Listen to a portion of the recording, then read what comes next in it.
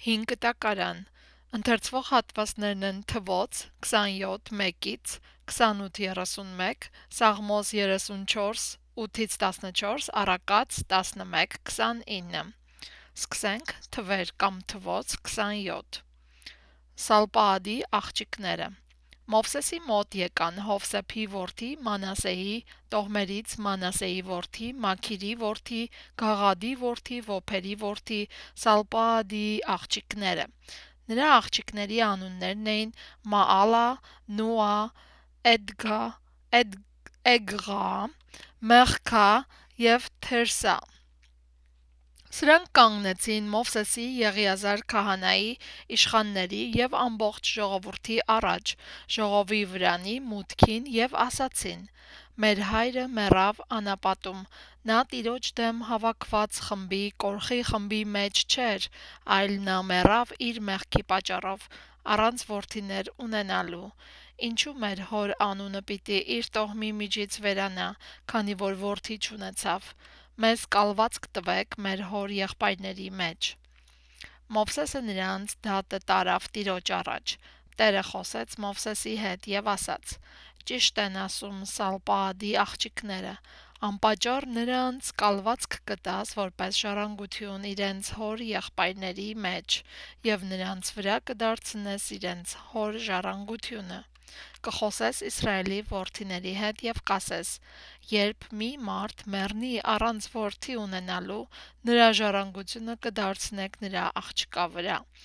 Իսկ եթե նա աղջիկ էլ չունենա, այն ժամանակ նրա ժառանգությունը կտաք նրա եղբայրներին, իսկ եթե նա եղբայրներ էլ չունենա, այն ժամանակ նրա ժառանգությունը կտաք նրա հորեղբայրներին, և եթե հորեղբայրներ էլ չունենա, նրա ժառանգությունը կտաք նրա տոհմի մեջ նրան ամենից մոտ ազգականին, և նա կլինի նրա ժառանգը։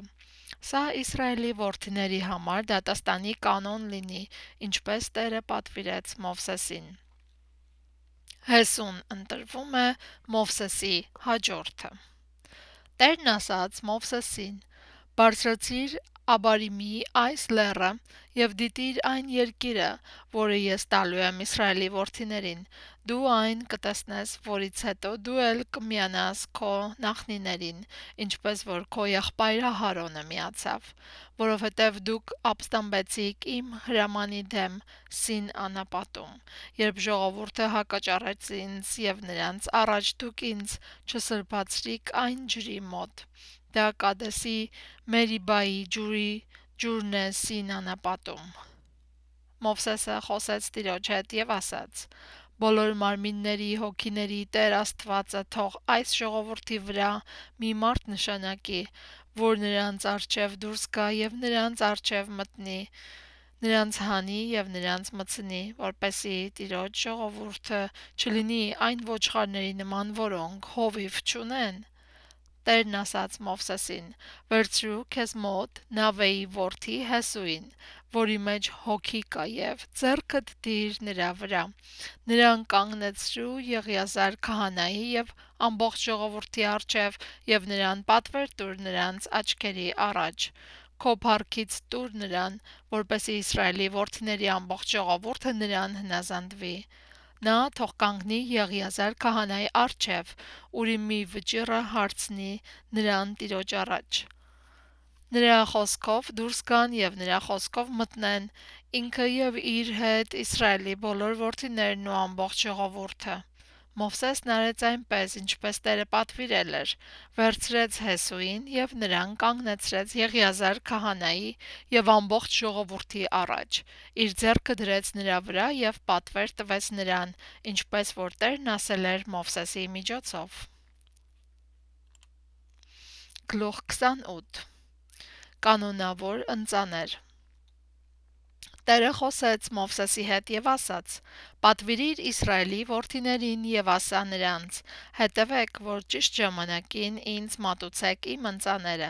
իմ հացի ընծան, որ կրակով է այրվում, իբրև անուշահոտ զոհաբերություն։ Նրանց կասես. այս է կրակով այրվող այն զոհը, որ պիտի մատուցեք Տիրոջը։ Օրը 1 տարեկան 2 անարատ գառ, որպես մշտնջենավոր ողջակեզ, Մի գառը կմատուցես առավոտյան, իսկ մյուս գառը երեկոյան կմատուցես, և կմատուցես քառորդ հիմեն ծեծված յուղով հունցված 1/10 արդու ընտիր ալյուր, որպես հացի ընծա: Սա Սինա լեռան վրա մատուցվելիք մշտնջենավոր ողջակեզն է տիրոջ համար, իբրև կրակով այրված անուշահոտ զոհ: Հեղելու ընծան թող լինի յուրաքանչյուր գառի համար քառորդ հիմեն: Թունդ խմիչք իբրև հեղելու ընծա սուրբ վայրում կմատուցես տիրոջը: Մյուս գառը կմատուցես երեկոյան դեմ հացի ընծայի և հեղելու ընծայի հետ, առավոտյան ընծաների նման: Դա տիրոջը մատուցված կրակով այրված անուշահոտ մի զոհաբերություն է: Շաբաթ օրվա ընծան: Բայց շաբաթ օրը կմատուցես 1 տարեկան 2 անարատ գառ և յուղով հունցված 2/10 գրիվ ընտիր ալյուր, որպես հացի ընծա և հեղելու ընծա: Սա բացի մշտնջենավոր ողջակեզից և նրա հեղելու ընծայից յուրաքանչյուր շաբաթ օրվա ողջակեզը կլինի: Ամսվա առաջին օրվա ընծան: Ձեր ամիսների սկզբին տիրոջ համար ողջակեզ կմատուցեք 2 զվարակ 1 խոյ մի տարեկան 7 անարատ գառ: Ամեն մի զվարակի համար պետք է լինի յուղով հունցված 3/10 գրիվ ընտիր ալյուր իբրև հացի ընծա և 1 խոյի համար յուղով հունցված 2/10 գրիվ ընտիր ալյուր իբրև հացի ընծա և ամեն մի գառան համար յուղով հունցված 1/10 գրիվ ընտիր ալյուր իբրև հացի ընծա: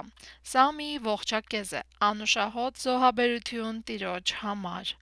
Սրանց հեղելու ընծաները կլինեն ամեն մի զվարակի համար կես հիմեն գինի և 1 խոյի համար հիմենի 1/3 մասը և ամեն մի գառան համար հիմենի 1/4 մասը: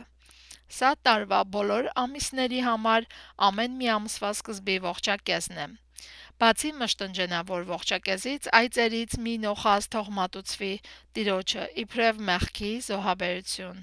և իր հեղելու ընծան մատուցվի տիրոջը: Բաղարջակերած տոնի ընծաները: Առաջին ամսվա 14-րդ օրը զատիկ է տիրոջ համար: Նույն ամսվա 15-րդ օրը տոն է,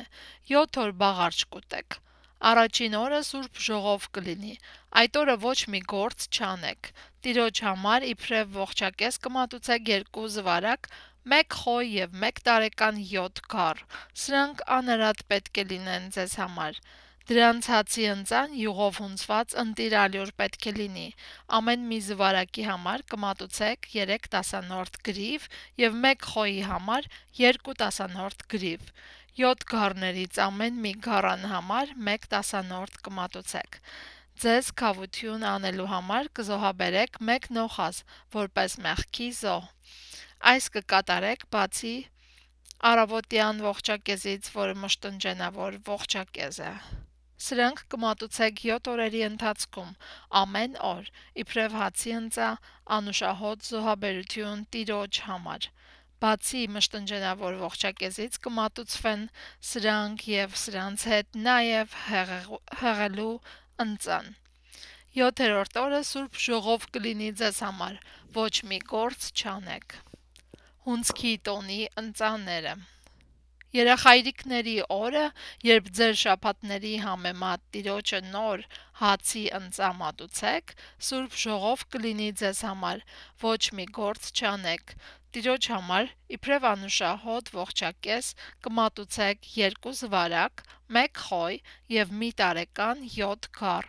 Դրանց հացի ընծան ամեն մի զվարակի համար 3/10 1 խոյի համար 2/10 և 7 գառներից ամեն մեկի համար 1/10 ընտիր ալյուր յուղով հունցված: Կնվիրաբերեք նաև այծերից 1 նոխազ ձեզ քավություն անելու համար: Այս զոհաբերությունները կմատուցեք բացի մշտնջենավոր ողջակեզից և նրա հացի ընծայից և իրենց հեղելու ընծաները սրանք ձեզ համար անարատ պետք է լինեն: Սաղմոս 34 8-14 համարներ: Ճաշակեցեք և տեսեք, որ Տերը քաղցր է, երանելի է այն մարդը, որ ապավինել է նրան։ Վախեցեք Տիրոջից,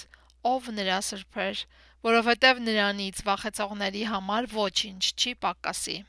Առյուծի կորյունները կարիքի մեջ են և սոված, բայց Տիրոջը դիմողները ոչ մի բարիքի պակասություն չունեն։ Եկեք, որդիներ, լսեցեք ինձ, ես Տիրոջ երկյուղը կսովորեցնեմ ձեզ։ Ով է այն մարդը, որ ուզում է կյանք ունենալ և լավ օրեր է ուզում բարություն տեսնելու համար։ Պահիր քո լեզուն չարությունից և քո շրթունքները, որ նենգություն չխոսեն, հեռացիր չարից և բարին գործիր։ Խաղաղություն փնտրիր և գնա նրա հետևից։ Առակաց 11:29 Իր տանը նեղություն պատճառողը քամին կժառանգի, և հիմարը կծառայի իմաստուն սիրտ ունեցողին։